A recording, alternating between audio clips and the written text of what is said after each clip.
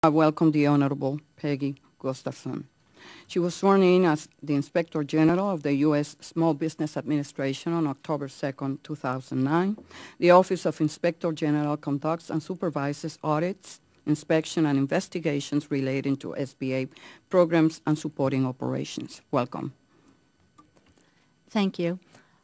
Madam Chairwoman, Ranking Member Graves, and distinguished members of the committee, thank you very much for allowing me to discuss the IG's current efforts to deter and detect waste, fraud, abuse, and inefficiencies in SBA programs. Today I'd like to focus on several recent audits, some recent criminal indictments and convictions, and 2 new management challenges that my office issued to the agency in October of 2009. Regarding our audits, during the first 7 months of fiscal year 2010, my office has issued 24 audit reports and other reviews. These reports contain 97 recommendations to SBA to promote efficiency and reduce waste.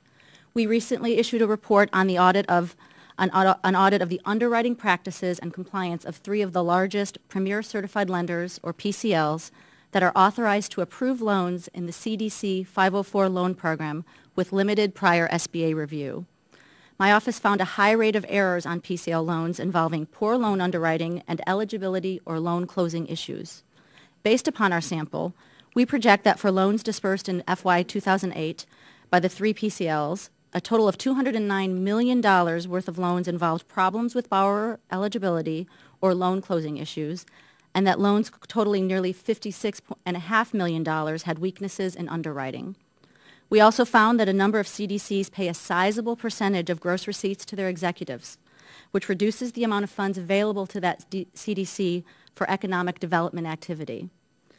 In response to the provisions of the Recovery Act, my office has developed a recovery oversight plan, created a separate recovery oversight group within our auditing division, and has so far issued 14 recovery oversight reports, identifying programmatic and other deficiencies.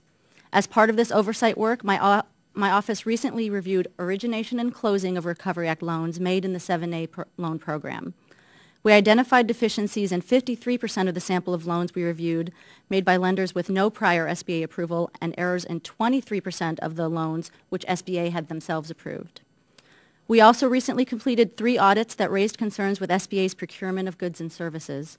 To summarize the findings in these reports, we found that 92% of a sample of contract actions reported by SBA for fiscal year 2008 contained 1 or more inaccurate or incomplete data elements in the FPDS government database, and that fiscal year 2009 had a higher error rate of 97% of the sample contract actions having errors.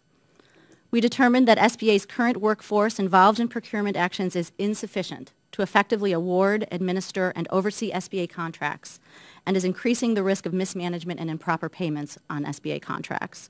And we found that SBA did not report all non-competitive Recovery Act contracts to recovery.gov and has mischaracterized some of the actions that have been reported to recovery.gov.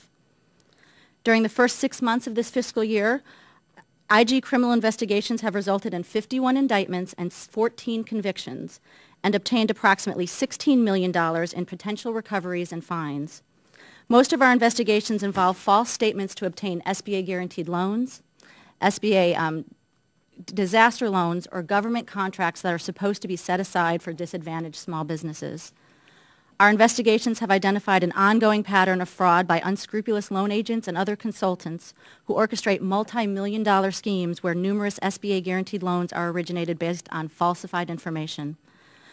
During the past decade alone, we have had numerous cases involving loan agent fraud on loans totaling over $260 million. Fraud in the 8A and Hub Zone programs and other SBA preferential contracting programs is also a problem. Recent IG audits and investigations and recent reports from the GAO show that ineligible companies continue to obtain set-aside contracts and that non-disadvantaged individuals are exploiting these programs.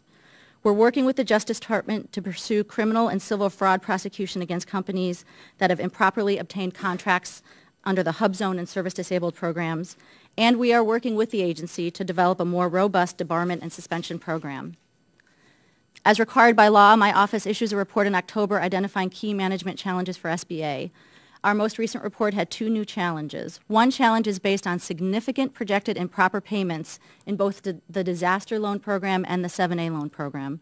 And the second challenge identified concerns with SBA's management of its largest current IT project to upgrade its loan monitoring and financial management systems, a project with a estimated cost of over $250 million.